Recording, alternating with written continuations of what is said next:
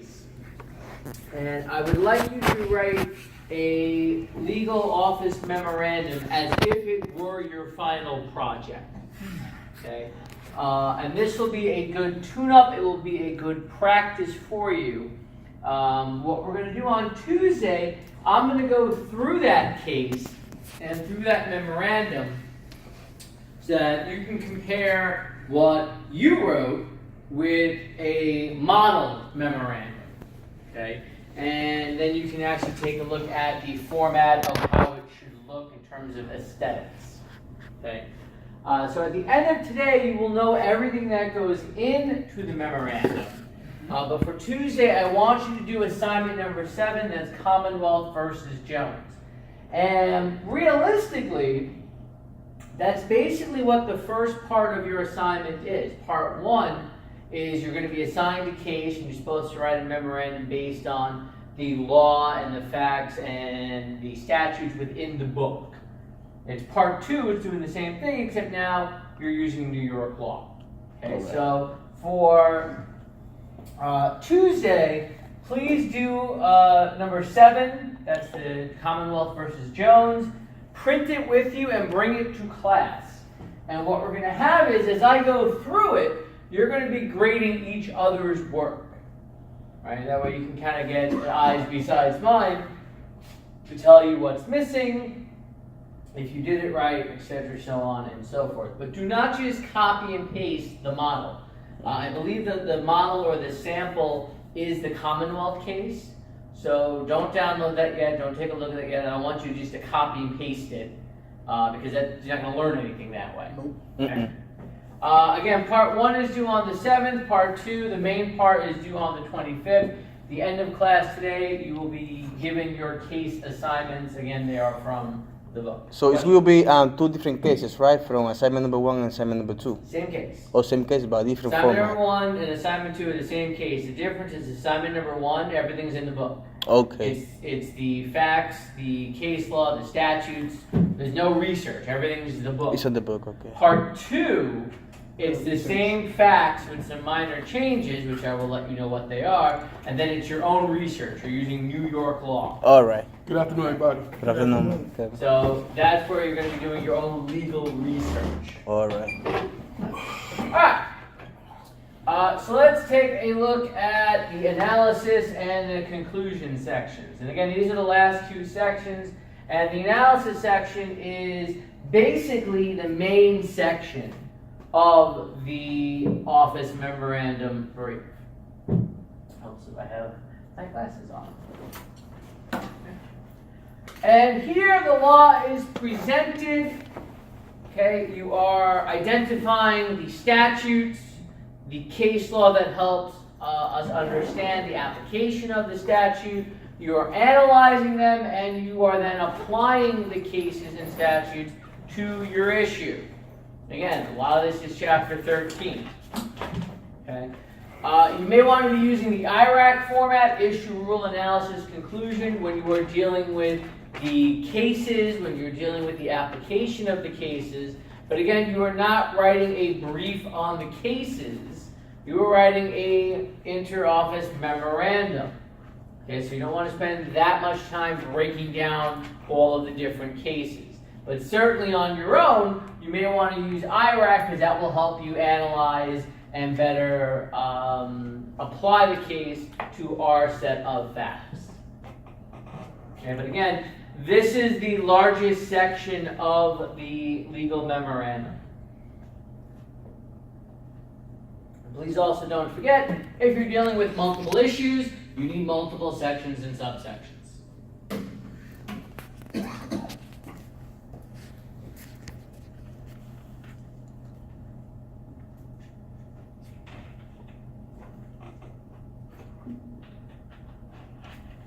Law is presented, analyzed, and applied to the issues. The head of the office and memo. So we're gonna do all the stuff for the first part, right? What do you mean? I mean, for the analysis, we gotta do Iraq, the head of an office memo. For both parts. All right. I mean, Again, the difference is for part 1, you're not researching anything. Everything's in the book. The statutes, the cases, it's all there. For part 2, you're doing your own research. You're looking at New York statutes. No, I know. What I mean is that if for to start the paper, it doesn't matter part 1 or part 2. We gotta start with the Iraq method, and Well, you can't analyze before you have your issue set, all right. based on your key facts and what they're asking you to do. Okay. Let me know when we're good. It's good.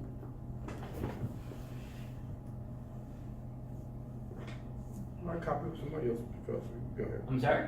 I'll get somebody else's notes. I'll copy it. I'm taking pictures from the slideshow so I can send it to Oh, you. you can text it to me. Okay. Okay. All right. Thanks a lot. There's not in a rush, so perfectly fine.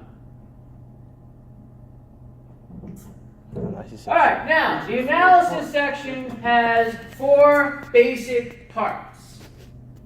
My advice would be to use each of these as a subheading in the memorandum. That way you know that you have it. Certainly when you have your outline, these should be points in the outline. Okay? What are the 4 parts? You have your rule of law. You have the case law that interprets the rule of law, and again, if necessary, is kind of tongue-in-cheek, it will be necessary. The application of the law to the facts of our case, and then lastly, the counter-analysis. Okay? All of this must be contained for each issue, and again, for our purposes, all of your projects are only going to have one issue. But in the real world, there might be multiple issues, so you need multiple sub-analyses. Okay? You want to clearly have the statute. Okay? If it's a short statute, you can copy and paste. If it's a longer statute, be judicious. Okay? Case law. For your part 1 project, I think all of you have one, some of you may have 2 cases, and that's about it. Okay? For part 2 of your project, you can have as many, there can be as many statutes and cases as there are. You're doing the research. Okay, depending on what your issue is, you'll find there may be several statutes, there may be one statute. Okay? Once you have all this and have broken all of this down, then you have to apply it to our facts. Right? Because after all, at the end of the day, our client has a problem, we need to solve the issue. Right? Then you want to make sure to have counter-analysis. In the memo, as you'll see eventually when you look at the sample, in the memo, you'll want to break this down. You want to make this separate. You want to have a subheading that indicates, here's our counter. What I also recommend, as we'll see in terms of counter-analysis, is you also want to evaluate the strength of that analysis, the strength of the counter. Is that counter-argument strong? Is that counter-argument weak? Right? But these are the 4 basic parts of the analysis section. And again, go back to chapter 4. Go back to chapter 13. Go back to chapter 9 and 10. That's where you will find all of this. Go back to chapter 3 as well. Talking about statutory construction, statutory breakdown. You said 3, 4, 9, 10, It's the and entire 13. book. And this project is really the culmination of 2 semesters, in Law 1 and Law 2. Yeah. Legal Research 1 and Legal Research 2. Focusing, of course, on Legal Research 2. You said that last semester. Yeah. Now, let's break down each of them. The first one is rule of law. Again, this is the starting point of the analysis. You have to understand what statute or what constitution or what rule, regulation, what are we talking about? Okay? You want to use introductory language. Paraphrase or quote relevant portions. Again, if it's a short statute, Just copy and you can paste. quote the whole thing, it's fine. Right? If it's a longer statute, or it has different parts, subparts, subparts. We know how crazy it can get. Paraphrase what is important. Quote what is important. Okay? Be judicious about that. You want to use the language and present the relevant portions for each rule. In terms of citation, you have to cite the rule of law. And again, you should be using New York style citation. New York style, not APA. New York style. Okay? New York style. Okay.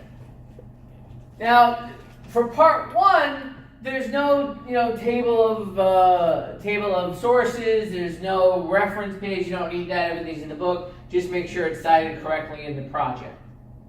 For part two, please note you do need a references list. Okay? So any of the statutes you're looking at, any of the cases you're looking at. If there's any secondary sources, like a law review or something like that, that has to be properly cited at the end. Okay? I don't want websites. You don't have to put, ydp.com or publicnewyorkstatutes.com. You don't need that. You need the statutes, the table of cases, the table of statutes, and any secondary sources. Okay? I recommend bringing that with you to our first or second meeting. Certainly by our second meeting, because again, we're all having 2 meetings. Certainly by our second meeting, you should have that, if not the first.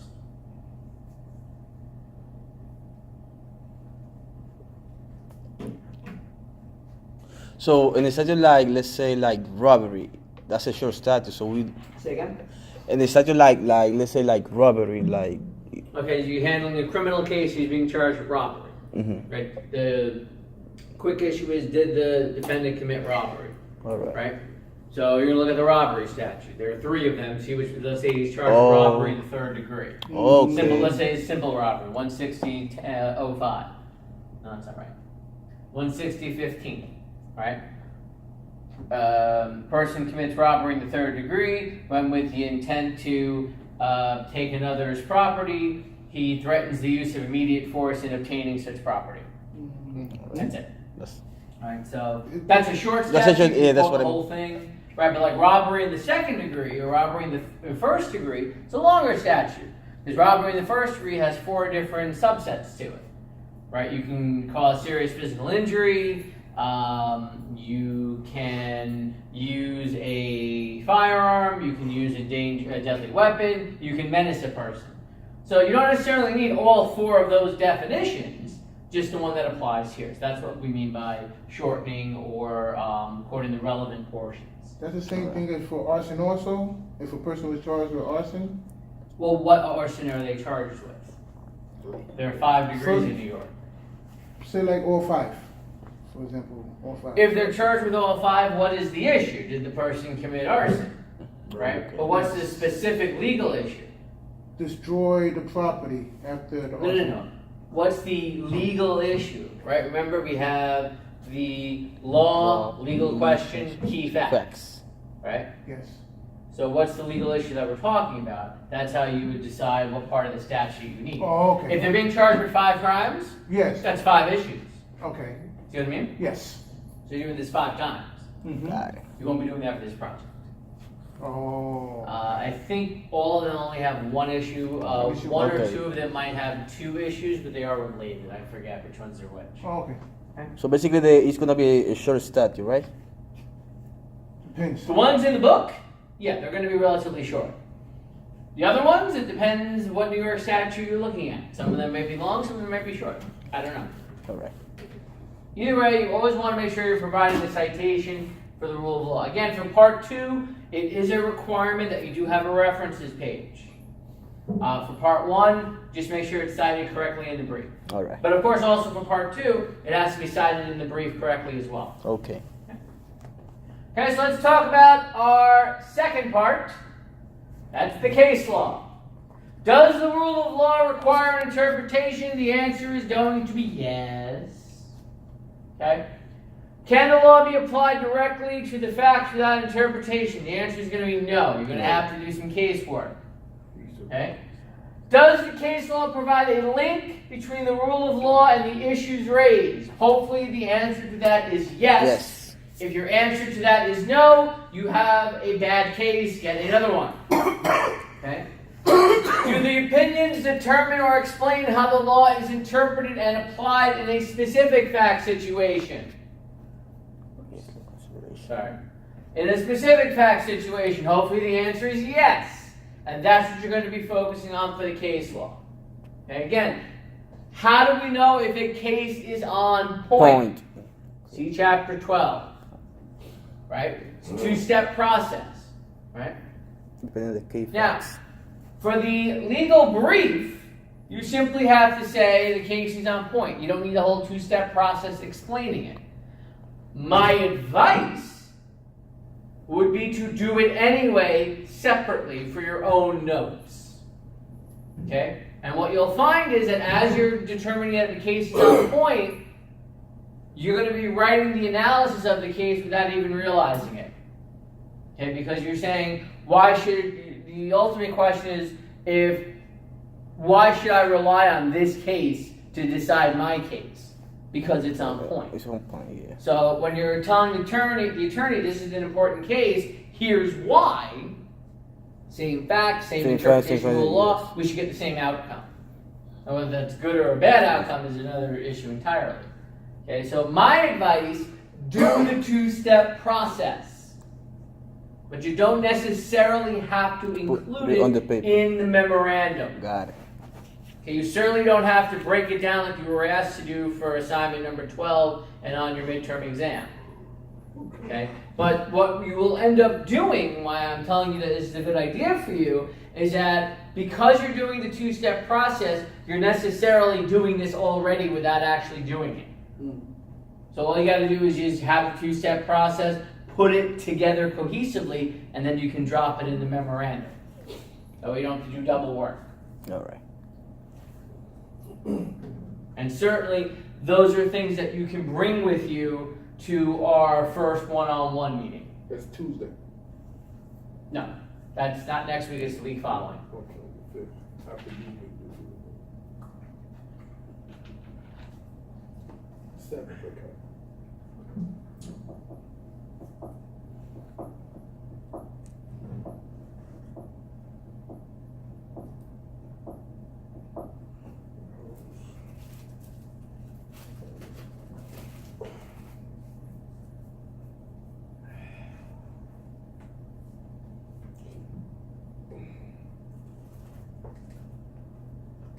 You're gonna wear Eagles shit? Really?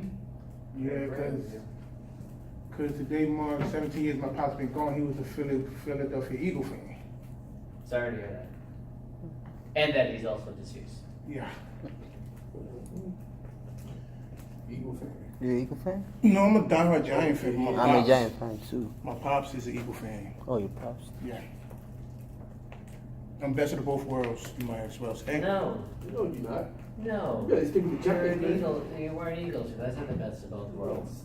Yesterday I had Philly Giants. fans are amongst the worst in the world. Philippines, Eagles, and Flyer fans are amongst the worst.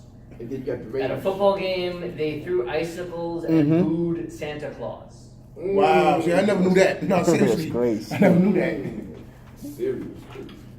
Wow. So a few more notes on case law. Again, what is the process for presenting the case law? You want to make sure you have the name and the citation of the court opinion.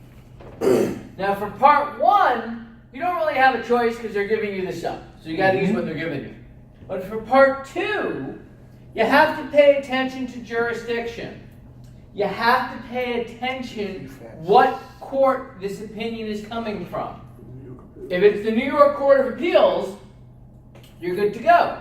Because that's our highest court in the land. They have binding mandatory precedent. Right? But depending on where your case is, right? If you have the appellate division from the 4th Department that's outside of Buffalo, Yeah, that's an intermediate court, but if your case takes place in Brooklyn, we're the second department. So they're only persuasive precedent, not mandatory. No mandatory. Okay. So when you're looking at cases, especially for part 2, be mindful, where is this case coming from? Is it the highest court? Start with Court of Appeals cases. You can also take a look at cases in your department. Okay? But again, if a department, let's say the 3rd department up in Albany, the facts are almost identical, the court ruled exactly the way you want, they're interpreting your statute, this is a very strong, good case, it's perfect, put it in. Just be aware it's only persuasive, and you should have a line or two telling the court, even though this is a sister department, their logic is sound, it makes sense, their interpretation has been backed up, this is the one that you should use. But you always want to make sure you try to get as much mandatory precedent before the court as possible. What do you need in the court consideration? You need the key facts, demonstrate that the case is on point, and you want to identify the rule of law or legal principle that's adopted. Oops, sorry. There we go. That's it. Okay? So this is what you want to make sure you're discussing when you're discussing case law.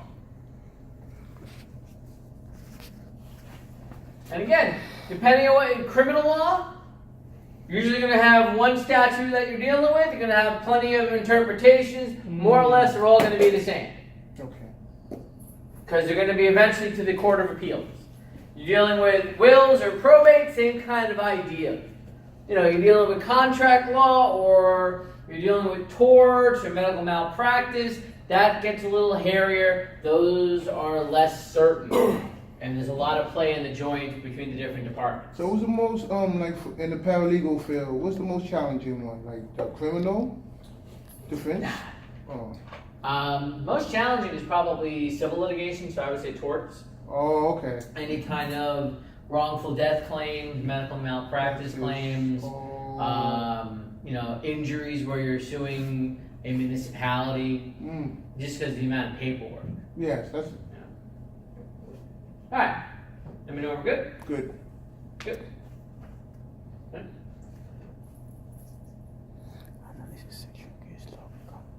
And again, whenever appropriate, you should be quoting the actual court opinion.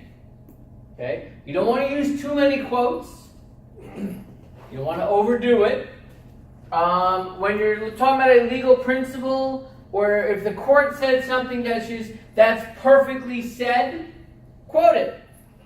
Okay? You want to rely more on what the court said than what you're paraphrasing or what your opinion is. But you don't want to overdo it.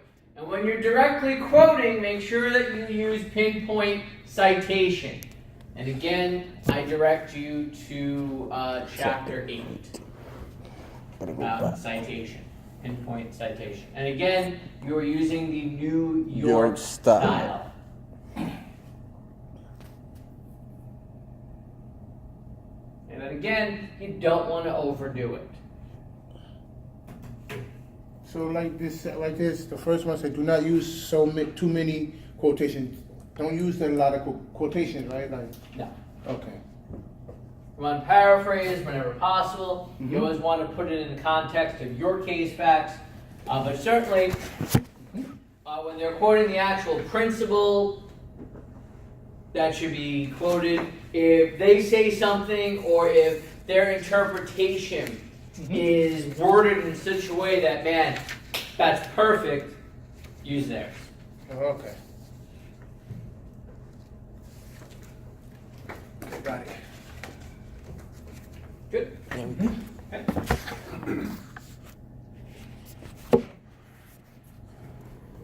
All right. The third part, application. There has to be a discussion of how the law applies to your client's case.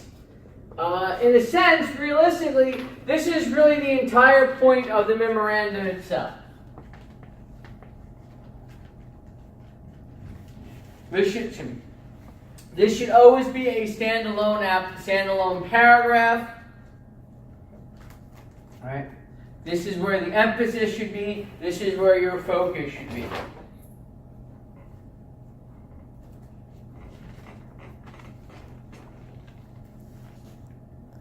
That will be the part 4, part 3 of the memorandum. That's part 4, part 3 of the memorandum. That's the analysis section. That's the Oh. sixth part. 6? Remember, there are 7 parts. Mm-hmm. This is the 6th part. Oh. This is the 6 sub 3, I guess. you Oh, should because say. right here it said part 3. I can't agree with that. Oh, it does.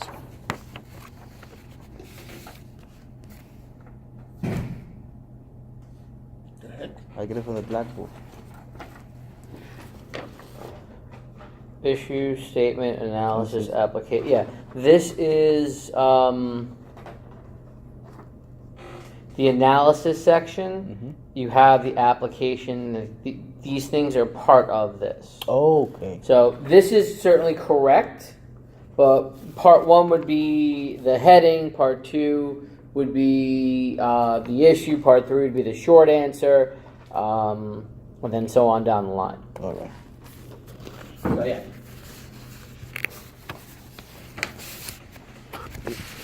On black book. For inter-office memorandum, it's usually done this way. That way is fine. It's talking about a legal memorandum. That's okay. That's the way to do that. That's in chapter 15 in terms of legal writing. But this is specifically an office memorandum Okay. that's going to somebody. But again, it all shares, as you notice, it has all the same parts. Mm-hmm. It's just which way they're presented. Okay. But it's really all the same thing. They all fall in place. Okay? And the last part of analysis is counter-analysis. And again, should follow the application of the law to the issues of the client's case, comparing and contrasting the arguments and countering them, and evaluating the merits of each. Okay? And there's also a sub-part of the counter-analysis, which I call the rebuttal. And the rebuttal,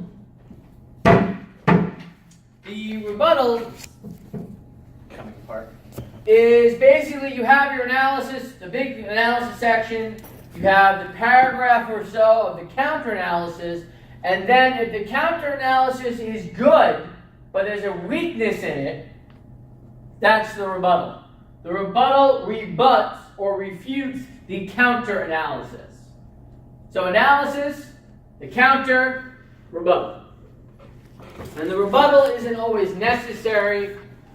I always like to put it in there, especially if the counter-arguments are weak. Because again, you're writing your argument, and then the counter-argument to that, or the counter-analysis rather, is pointing out the weaknesses and pointing out what the other side's coming at. Right? Okay. So you may want to have a rebuttal, just so you can say, well, this is a valid counter-argument, it is weak for the following reasons, X, Y, Z, whatever it is. All right. And again, counter-analysis is generally a paragraph or so, rebuttal at most is a paragraph.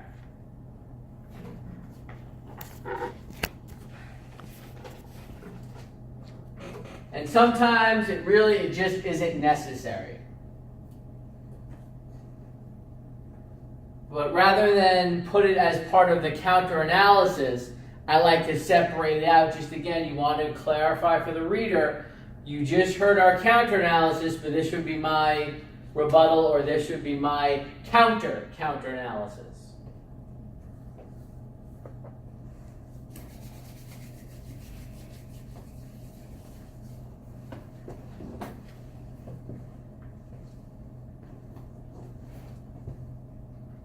Good? Yes.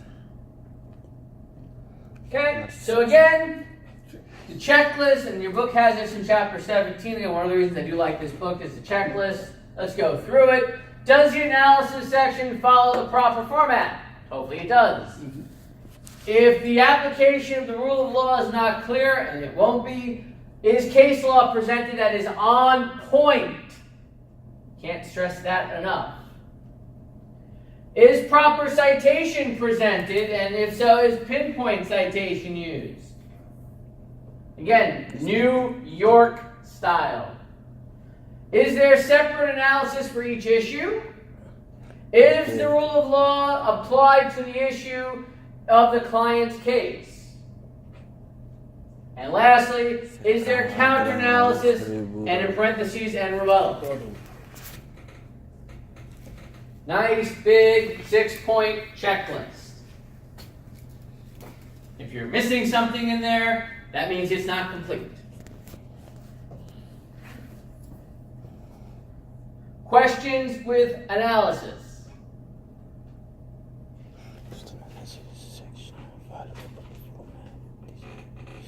Okay? I think. Let's go on to the last section of your memorandum, which is the conclusion section. It's a summary. Okay? It's basically a 3-sentence or so, 2 to 5 sentences summary of the analysis. Okay? If you remember, one of the sections, I think the third section, is the short answer. Right, where in a sentence, you're answering what the issue is, right? The brief answer, right? You extrapolate the brief answer, you have the conclusion. You extrapolate the conclusion, that's your analysis. And I know it seems redundant, but put yourself in the reader situation, right? You got your issue. Well, you want to know what the answer is immediately, don't you? Yeah. That's the brief answer. Oh, right? okay. You want to know how we got there, all the law, all the explanation, the rationale, the reasoning. That's the analysis. And then afterwards, you just want a summary. Quick, down, and dirty. That's what the conclusion section is. Again, brief. Couple of sentences. A lot of it is cutting and pasting from different parts of the analysis section, by the by.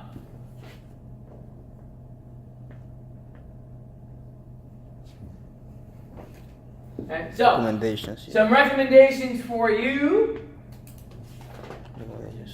A recommendation section generally is included as part of the conclusion section. Okay, this is a subpart to the conclusion section. It's not mandatory. It's not required.